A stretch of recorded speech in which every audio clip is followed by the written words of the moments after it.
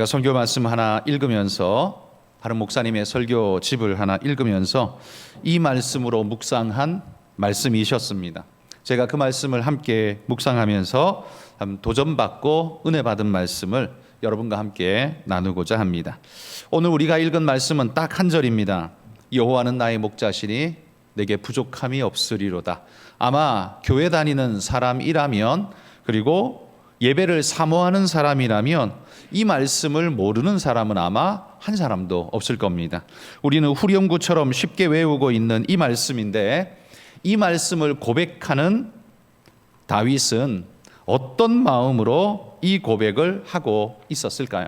그리고 이 고백이 우리에게는 어떤 의미로 와닿고 있고, 나는 이 고백을 어떻게 하고 있는가? 다윗의 고백은 듣기가 좋은데 내가 하나님 앞에 하는 고백은 어떤 고백인가? 오늘 이 시간 한번 돌아보는 시간이 되었으면 좋겠습니다. 오늘 설교 제목이 이겁니다. 여호와 나의 목자. 여호와 나의 목자. 그래서 시제가 없습니다. 여호와는 나의 목자시니 라고 말하면 이게 현재의 시제를 담고 있는 느낌으로 오죠. 그런데 여호와 나의 목자라고 끊어버리면 이게 시제가 없습니다. 왜 시제가 없는가? 그 시제는 바로 우리가 붙여야 하기 때문에 그렇습니다. 이 여호와 나의 목자라는 말씀에게도 세 가지의 시제가 있다라고 합니다. 첫 번째는 과거형의 시제입니다. 여호와는 나의 목자였으니. 여러분, 이렇게 읽으면 여호와는 나의 목자였으니 라고 읽으면 어떤 느낌이 옵니까? 지금은 내 목자인가요? 지금은 내 목자 아니죠. 과거형이니까 옛날의 목자였다라는 겁니다. 지금은 내 목자 아니고 나는 잃어버렸고, 옛날에는 그분이 내 목자였었지라는 추억에 어찌 보면 안타까움에 눈물을 흘리는 것 같은 그런 느낌을 받습니다. 여호와는 나의 목자였으니 라고 하면요. 그런데 그걸 현재형으로 읽으면 어떻습니까? 여호와는 나의 목자시니, 지금 바로 지금 나의 목자이시다라는 사실이죠. 이 고백 속에는 어떤 느낌이 있습니까? 감격이 있습니다. 감사가 있죠. 여호와는 나의 목자이시기 때문에 내게는 전혀 부족함이 없습니다 라는 감사의 고백 아닙니까? 이 고백을 밋밋하게 하는 사람은 이 시를 고백할 자격이 전혀 없는 거죠. 그리고 이 시를 전혀 모르는 거죠. 글자로 된 글을 읽은 것일 뿐이지 마음으로 그 사람의 마음속에 말씀이 들어갔다가 입술로 고백되어져 다시 나오는, 말씀이 들어갔다가 내 입술로 다시 튀어나오는 이런 고백이어야 하는데 그런 사람들은 그게 아닌 거죠. 그러나 이 시는요, 바로 그런 느낌으로 읽어야 하는 시 아닙니까? 여호와는 나의 목자시니 내게 부족함이 조금도 없습니다 라고 오늘 나의 주님이심을 고백하는 겁니다. 그런데 세 번째 시제는 미래형이 있죠. 여호와는 나의 목자이실 것이니 라고 하면 어떻습니까? 지금 내 목자 아니에요.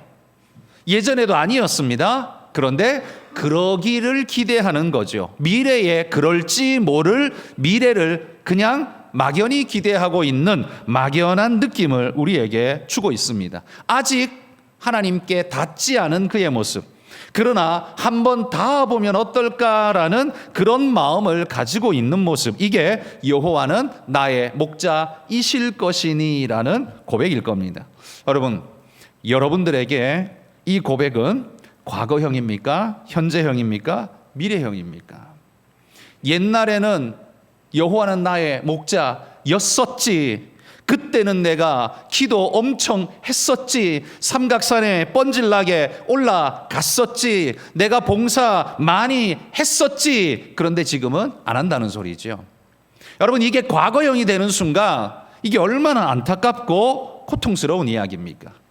여호와가 나의 목자였었음을 알면서도 오늘 그것에서 제외된 존재란 얼마나 안타까운 존재입니까?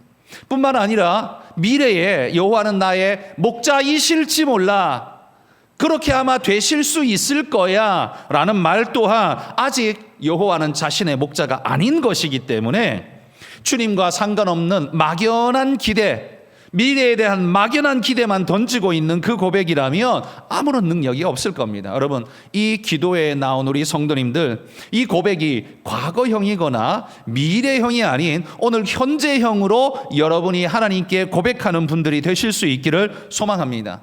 여러분, 신앙이 과거형이면 비참한 겁니다. 옛날에는 잘했다는 소리잖아요. 옛날에는 뜨거웠다는 말이잖아요. 옛날에는 나도 교회에서 좀 한가락했어 라는 거잖아요. 그런데 뭐요? 지금은 다 식어가지고 아무짝에도 쓸모없는 모습으로 그냥 나뒹굴고 있다라는 이야기와 똑같은 것 아닙니까? 하나님 앞에서 하나님이 보실 때는 어떻습니까? 사람 앞에는요, 야, 내가 그만큼 했으면 됐지, 이제 네가 해, 이렇게 사람끼리는 그렇게 말할 수 있어요. 그런데 하나님 앞에서는 어떻습니까? 여러분, 하나님 앞에서는 우리가 항상 현재형이어야 하지 않겠습니까? 하나님 앞에서 우리의 신앙은 과거형이면 안 됩니다. 그리고 미래형이어도 안 됩니다. 언제나 우리에게는 현재형이어야 한다는 말이죠. 그리고 이 여호와는 나의 목자라는 이 고백이 여호와는 나의 목자였으면 좋겠다. 이것도 옳지 않죠? 미래형이라고 이야기했죠? 기대와 희망. 그런데 너무 막연함이 그 안에 들어있죠? 여호와는 나의 목자일지 몰라. 추측이나 의심이 들어가 있는 뉘앙스죠? 혹시 여러분의 신앙이 그렇지 않습니까? 여호와는 나의 목자가 아닐지 몰라. 혹은 이런 의심이, 두려움이 들어있지 않습니까? 그게 아니라 우리는 뭐라고 해야 됩니까? 여호와는 나의 목자이시니. 여러분, 이렇게 단언하며 느낌표를 찍거나 마침표를 찍을 수 있어야 되지 않겠습니까? 여러분, 오늘 이 자리에 나온 우리 성도님들, 여호와가 나의 목자이시기를 축복합니다. 이셨거나 이 시기를 바라거나 그 정도 말고 주님이 나의 목자이십니다, 주님이라고 말할 수 있는 그런 힘찬 기도가 우리 이 밤 이 자리 모인 성도님들의 입술에 터져날 수 있기를 축복합니다. 그런데 또 한 가지, 오늘 23편의 고백을 보면 이 23편의 고백의 위치가 놀랍다, 이렇게 그 목사님이 이렇게 설교를 했어요. 무슨 위치가 놀랍냐 하면 23편의 이 주옥 같은 시가요 22편 다음에 있습니다. 뭐 당연하지, 23편이 22편 뒤에 있지 그럼 앞에 있겠냐? 말할 수 있지만 22편의 내용이 뭐냐라는 거죠. 여러분, 22편 1절에 보시면 이게 예수님이 십자가 위에서 하신 고백입니다. 이렇게 고백했어요.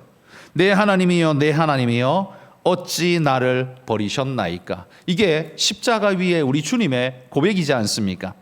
그래서 다윗이 이 시편에 미리 고백한 이 고백을 가리켜서 우리는 십자가의 시편이다, 이렇게 이름을 붙입니다.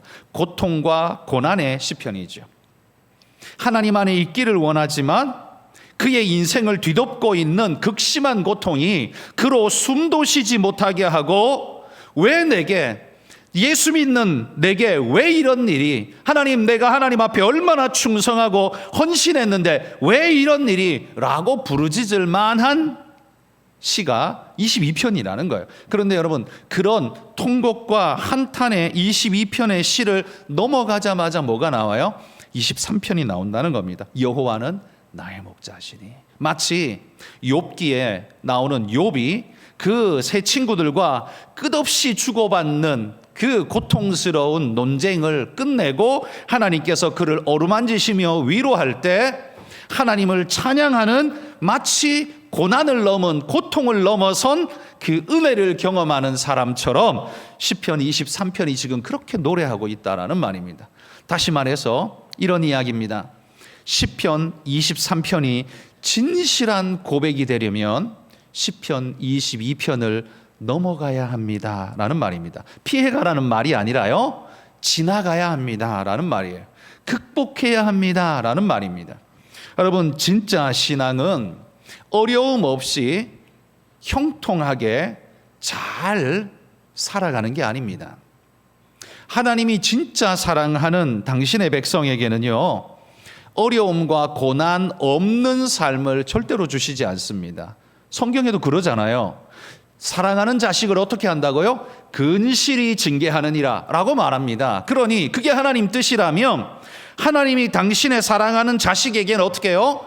고난의 풍파, 아픔에, 광야의 사막의 어려움을 그에게 주면서 하늘에서는 외치시는 거죠. 하나님께서 띠를 메고 힘내라, 힘내라, 화이팅 하면서 이겨내라고 막 하늘에서 응원하는 거예요. 그런데 현실은 어떻게 해요? 현실은 고통스럽고 아픈 거예요. 그럼에도 불구하고 하나님은 우리를 거기에 내버려 두시면서 하늘에서는 그냥 발을 동동 구르시면서 우리를 응원하고 계신다는 겁니다. 왜겠습니까? 이 십자가를 넘어, 십자가의 시편을 넘어 이 주옥 같은 23편의 찬양이 나올 수 있기 때문입니다. 이걸 다시 말하면 이런 겁니다. 여러분, 십자가를 지나지 않은, 십자가를 통과하지 않는 자의 시편 23편은 아무 의미가 없다는 말입니다. 그건 그냥 노랫가락일 뿐이고 의미 없는 듣기 좋은 풍월에 지나지 않는다라는 말입니다. 23편이 진짜 여러분에게 눈물이 되려면 딱 이 한 구절인데, 이 한 구절 딱 듣는 순간 눈에서 눈물이 핑 돌면서 흘러내린다면 그 사람은 반드시 기필코 시편 22편을 지나온 사람일 겁니다. 그러지 않고는 절대로 23편에서 그런 눈물이 나올 수가 없습니다. 어려움과 환난과 고통, 주님과 함께 건너보지 않은 사람은, 22편의 고통을 당해보지 않은 사람은 23편의 노래를 어떻게 불러요? 이렇게 불러요. 아무 느낌 없이, 아무런 개념 없이 그냥 가락 좋네, 시가 좀 좋아 보이네, 그냥 불러요. 그게 그 사람의 시편이에요. 근데 거기에는 의미가 별로 없어요. 왜? 하나님을 나의 주, 나의 목자, 나의 하나님으로 진짜 믿는 게 아니라 그냥 가락이 좋은 거예요. 가락이, 운율이 좋은 겁니다. 그냥 그 시가 자체로 그냥 좋은 겁니다. 좀 괜찮네, 이 정도인 거죠. 시편 22편을 지나지 않은 사람이 만나게 되는 시편 23편은 그냥 가락이 좋은 이야기이지만 22편의 고통, 어찌하여 나를 버리셨나이까를 외치면서 지나가서 하나님의 은혜를 만나게 되는 23편을 만나게 되는 신앙인은 단 한 절에 눈물을 쏟아낼 수밖에 없는 그런 고백이 될 수밖에 없다는 말이죠. 이 23편이 얼마나 위대한 시인가라는 말입니다. 이 한 절만으로도 우리의 감정이 하나님 앞에서 북받쳐 오르고 그 눈에서 눈물이 흘러내릴 수 있는 건 그 이전 22편이 있기 때문입니다. 다른 사람은 모르지만 하나님과 나만 아는 22편이 있기 때문에 23편이 그렇게 감격스러운 거예요. 그런데 그 고통과 그 아픔이 없다면 22편은 아무 의미 없는, 아무런 느낌 없는 그냥 좋은 가락으로 넘어갈 수 있는 그냥 그럭저럭의 이야기가 될 수밖에 없는 겁니다. 여러분, 이런 느낌, 이런 생각 해본 적이 있으실 거라고 생각합니다만, 내가 같이 금요기도에 나왔는데 저기 앞에 앉아서 기도하는 저 집사님은, 저 권사님은 무슨 일이 있는지 모르겠지만 저렇게 눈물을 펑펑 쏟으며 하나님의 은혜를 구하며 찬양을 부르며 저렇게 하고 있는데 내 가슴은 왜 이렇게 시베리아 벌판이지? 이런 느낌 안 받아보셨습니까? 저 사람은 목이 터져라 찬양하고 기도하고 손을 들고 하나님을 눈물로 정말 감격스럽게 찬양하고 있는데 내 마음에는 왜 이렇게 찬바람이 불고 문이 없는 벽과 같은 느낌이지? 여러분, 이런 느낌 여러분 가져본 적 없으십니까? 왜 그럴까요? 그럴 때 우리는 마음이 어떤 마음이 듭니까? 여러분, 하나님 앞에 애타는 심령으로 22편의 은혜를 여러분 외면하지 말고 붙잡고 믿음으로 나아가시기를 소망합니다. 힘들고 어려울 때, 고통스럽지만 여러분 22편이 있기 때문에 23편이 주옥 같은 겁니다. 22편이 없는 23편은 그냥 좋은 이야기일 뿐인데 22편을 전제한 23편은 그냥 단 한 절에도 눈물이 흘러내릴 수밖에 없는 그대로의 감격이 된다라는 말이죠. 여러분, 이 23편이 여러분의 것이 되시기를 축복합니다. 다윗의 것이 아니라 여러분의 것이 되기를 축복합니다. 그래서 22편의 고통의 시간을 지나고 질병의 시간을 지나고 환난과 시험의 시간을 지나고 하나님 왜 그때 나를 내버려 두셨습니까? 하나님 왜 나와 함께하지 않고 내 손 붙잡아 주지 않았습니까? 라고 그렇게 탄식했던 시간들, 그런데 지나놓고 보니까 하나님이 나를 업고 가셨구나라는 걸 깨닫게 될 때, 그때 우리의 입에서 터져나올 수 있는 고백은 여호와는 나의 목자시니 내게 부족함이 없으리로다. 이게 눈물로 고백되어지게 될 줄 믿습니다. 여러분, 여러분의 23편은 정말 간절히 구하신다면 꼭 각오하고 기대하십시오.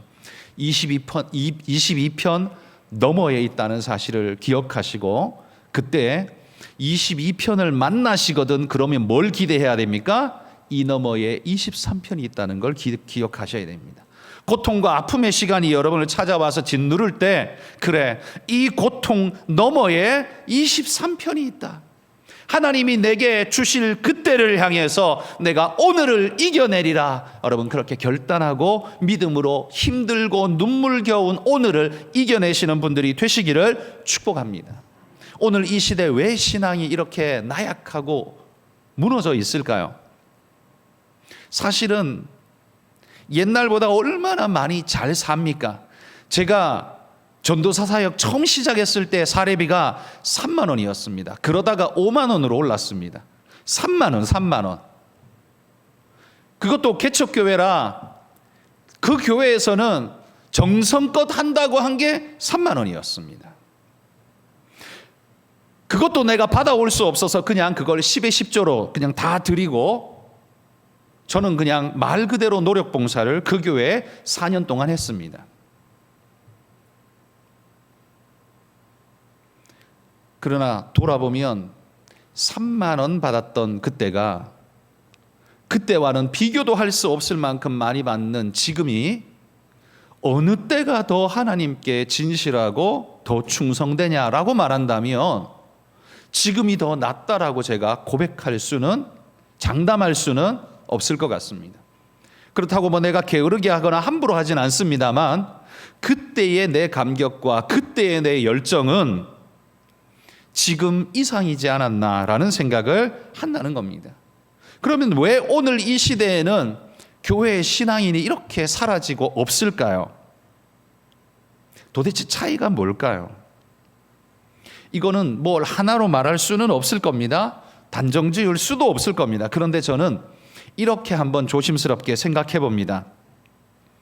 너무 배불러서, 너무 많이 가져서 하나님 앞에 울며 부르짖을 기도의 제목이 딱히 그리 많지 않아서, 하나님 앞에 원망하며 기도하는 내용은 없어서가 아니라 제가 왜 나보다 더 받냐, 이런 기도. 그러니까 절대적인 빈곤이 아니라 상대적인 빈곤을 하나님 앞에 원망을 쏟아내는 거는 하는데, 지금 우리는 빈곤에서 뭘 못하는 시대는 아니잖아요. 가진 것도 넉넉하고 먹고 사는 것도 세종도왕보다 훨씬 더 많이 먹고 잘 먹고, 우리는 지금 왕 같은 삶을 사는데, 그런데 왜 그 6.25를 지나서 60년대, 70년대 그 어렵고도 빈곤한 시대를 살았던 그 시대의 사람들보다 이렇게 여유롭고 넉넉한데, 그러면 더 여유롭고 풍성해서 더 여유가 있으니까 더 잘 섬겨야 될 텐데 왜 이렇게 못 섬길까요? 왜 안 섬길까요? 왜 안 섬겨도 된다고 생각을 하고 이렇게 마음대로 살까요? 저는 22편을 경험하지 못한 신앙인은 절대로 23편의 은혜의 자리에 거할 수 없다라고 생각합니다. 하나님이 주시는 은혜의 고난과 아픔과 눈물을 흘려보지 않은 사람, 주님과 함께 울어보지 않은 사람은 주님과 함께 웃을 일이 없을 것이라는 말이에요. 그러니 여러분 삶에 고난과 아픔이 있을 때에 이걸 원망으로 치부하고 내던지고 신앙을 버릴 이유, 하나님 안 믿어도 되는 이유라고 그렇게 내던지지 말고, 오히려 하나님이 내게 23편을 더 정금같이 만들어 가시는 시간이구나, 그렇게 믿고 여러분 주님을 바라보시는 분들이 되시기를 소망합니다. 여호와는 나의 목자시니 내게 부족함이 없으리로다. 이 고백이 정금 같으려면 어찌하여 나를 버리셨나이까 라는 고개를 넘어가야 이 고백이 진짜 나올 수 있다는 거 기억하시기를 바랍니다. 마지막 세 번째는요, 이 고백은 여호와는 나의 목자시니 라는 겁니다. 여기 나의 라는데 방점이 있습니다. 목자이기 때문에 지금 부르짖는 자기는 그러면 뭡니까? 여호와가 나의 목자시면 나는 뭐예요? 양이라는 소리죠. 지금 이스라엘의 분위기 속에서는 그 양인 거예요. 여호와가 나의 목자시면 나는 양이라는 겁니다. 양의 특징이 있죠. 여러분도 잘 아시는 것처럼 양은 극심한 근시안이라서 멀리를 내다보지 못하고 코앞의 것만 바라봅니다. 그래서 양은 무리지어 다니되 안 보이니까요. 안 보이면 두렵고 어떻게 해야 될지 모르니까 꽁무니를 바짝 붙어가지고 밀착해서 다니면서 서로가 서로를 그렇게 붙어서 다닐 수밖에 없죠. 왜? 안 보이니까요. 그런데 그 시야, 안 보이는 근시안을 극복하게 해주는 한 가지 방편이 있는데 그건 뭐냐 하면 목자의 음성이라는 겁니다. 이 귀로 들리는 소리는 멀리서도 들리기 때문에 아무리 눈이 안 보여도 자기 목자의 음성은 이 양이요 정확하게 가려낸다고 합니다. 그러니까 이 주인의 목소리를요, 자기 부르는 주인의 목소리를 완전히 각인시켜 가지고 그 목소리만 정확하게 딱 알아낸대요. 유튜브 같은 데 보시면 주인이 양을 부를 때 그 목소리 듣고 나오는, 그런데 신기해 가지고 딴 사람이 그 이름을 똑같이 부르면서 불러봐도 양이 전혀 반응을 안 한다. 저도 유튜브에서 본 적이 있거든요. 이게 뭡니까? 우리는 그냥 그 불리는 이름 언어에 주목하지만 그게 아니라 양은 그 목소리의 음파, 색깔, 진동까지를 그냥 몸에 새기고 있다는 소리예요. 그 음파, 그 색깔, 그 소리의 색깔까지도 다 새기고 있어서 거기에서 뭔가 조금만 달라져도 내 주인 아니야라고 대번 안다는 거예요. 안 따라간다는 거예요. 그런데 거기에 딱 맞는 소리가 들리며 무조건 우리 주인이구나 하고 쫓아나가게 된다는 거예요. 굉장히 예민한 청각을 가지고 있다고 말할 수가 있겠죠. 이건 뭐예요? 이 양이요, 자기 안에 잊어버릴 수 없는 뭔가를 새겨놓고 있다는 소리죠. 뭘 새겨요? 주인의 소리를 새겨놓고 있다는 소리입니다. 그 어떤 가짜가 와서 말해도 속지 않을 만큼 내용만이 아니라 그 음조와 음파와 색깔까지도 그대로 다 새겨놓고 있기 때문에 그 소리에만 반응하는 양이 되는 거예요. 이게 뭐예요? 이게 바로 여호와는 나의 목자시니가 되는 겁니다. 내 목자에게만 나는 반응하겠습니다. 이게 되는 거예요. 아무리 내 이름을 딴 사람이 불러도 들은동만동하고 반응도 안 하고 지나가게 된다는 겁니다. 이 말을 우리에게 접목하면 어떻겠습니까? 우리에게 뭐가 새겨져 있어야 돼요? 하나님의 나를 향한 말씀이 내 안에 새겨져 있어야만 거기 반응할 수 있는 겁니다. 여러분, 한국말 내 귀에 들린다고 해서 그 말이 다 똑같은 의미를 가지고 있는 게 아니라는 말이에요. 거기에 하나님이 나를 은혜로 만나 주셨던 그 은혜의 말씀의 음파, 진동, 진폭, 느낌, 그것까지가 똑같아야 우리가 거기에 반응하고 움직일 수 있다는 말이죠. 여호와는 나의 목자시니, 이게 그때서야 가능한 거예요. 이게 아니면 어때요? 이게 아니면 이렇게 고백할 수밖에 없습니다. 여호와는 목자시니. 누구 목자예요? 몰라. 여호와는 목자시니. 그래, 여호와는 목자는 목자야. 근데 누구 목자야? 몰라. 나하고는 상관없어. 이런 상황이잖아요. 이게 아니라는 말입니다. 시편 23편은 여호와는 목자시니, 그래서 그분을 인정하는 정도로만이 아니라 나와의 관계성을 그냥 뼈에 새겨놓은 듯이 지금 이야기하고 있는 겁니다. 여호와는 나의 목자시니. 이게 되려면 내 안에 그분의 것이 각인되어지고 새겨져야 한다는 겁니다. 그분의 말씀이 내 안에 저장되지 않고 새겨지지 않은 사람은 그런 신앙 못합니다. 죄송한 말씀이지만 이런 분들 있죠. 야, 교회 다 똑같이야. 여기 가도 설교, 저기 다 똑같아. 아무 데나 가. 이런 분은 뭐예요? 제가 장담컨대 이런 분은 여호와는 목자시니 이분이에요. 여호와는 목자시니, 그러니까 아무 집에 나가도 상관없어요. 왜? 목자는 다 있으니까.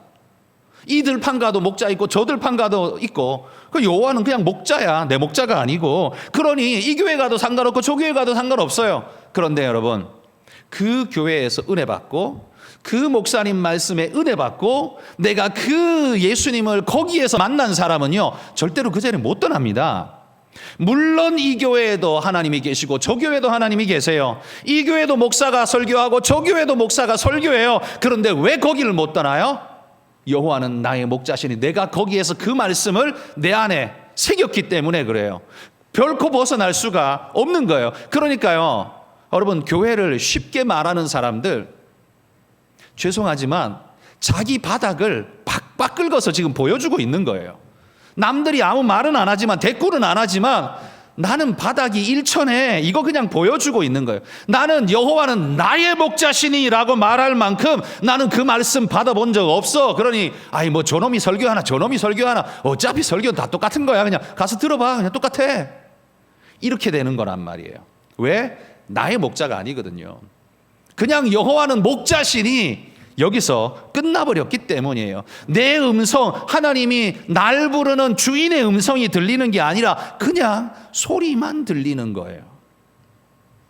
이런 사람이 23편을 노래할 수 있을까요? 그 사람에겐 시편 23편은 없습니다. 그 사람에게 시편 23편은 없습니다. 시편 23편이 진짜 내 말씀이 되기까지 여러분 울며 기도하십시오. 신앙이 쉽게 되는 줄 아십니까? 절대 쉽게 안 됩니다. 연수가 많아지면 신앙의 깊이가 자동으로 깊어지는 줄 아십니까? 절대로 아닙니다. 80년을 다녀도 맨날 수학 집합 펴고 있는 그 사람하고 똑같은, ABCD 하고 있는 거하고 똑같은 모습으로 신앙하는 사람들이 천지백갈입니다. 그 다음으로 넘어가지를 못해요. 10단계, 100단계를 가야 되는데 아직도 일과하고 있는 사람들이 천지라는 말이에요. 왜요? 왜냐하면 여호와는 그냥 목자시기 때문에 그렇습니다.